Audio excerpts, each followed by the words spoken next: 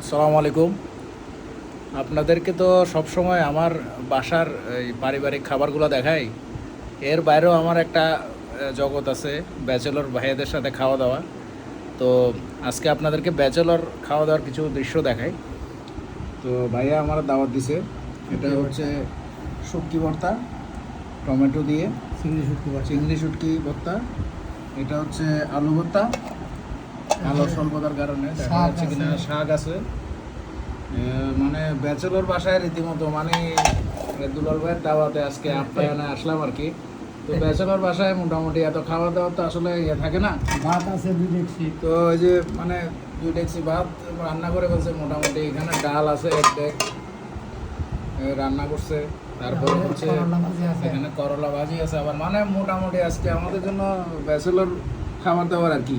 বিশেষ করে এই যে টমেটো দিয়ে যেটা চিংড়ি শুটকি, ইচা শুটকি বলি আমরা চাটগাঁয়েরাতে, ইচা শুটকি যেটা শুকনা মরিচ ভর্তা এবং আলু ভর্তা রান্না করছে ভাই, দেখতেছেন ব্যাপক। মানে মোটামুটি আজকে খাওয়া দাওয়া জমে গেছে। দুলাল ভাই কি বলেন? জি মোটামুটি আমাদের আজকে আলহামদুলিল্লাহ আল্লাহ ব্যাচেলরদের জন্য এত বড় খাওয়া দাওয়া, আসলে এটা বড় একটা আয়োজন।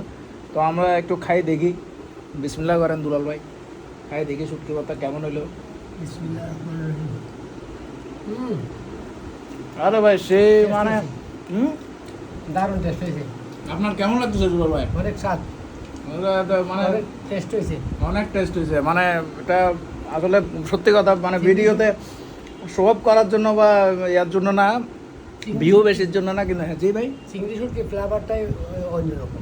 চিংড়ি শুটকির ফ্লেভারটা আসলে অন্যরকম। চিংড়ি শুটকি আর এরকম আমি আসলে ওই শুকনা মরিচ দিয়ে টমেটো ভর্তা খাইছি, কিন্তু চিংড়ি শুটকি দিয়ে শুকনা মরিচ দিয়ে মনে হয় আমাদের আর খাওয়া দাওয়া তেমন হয় নাই।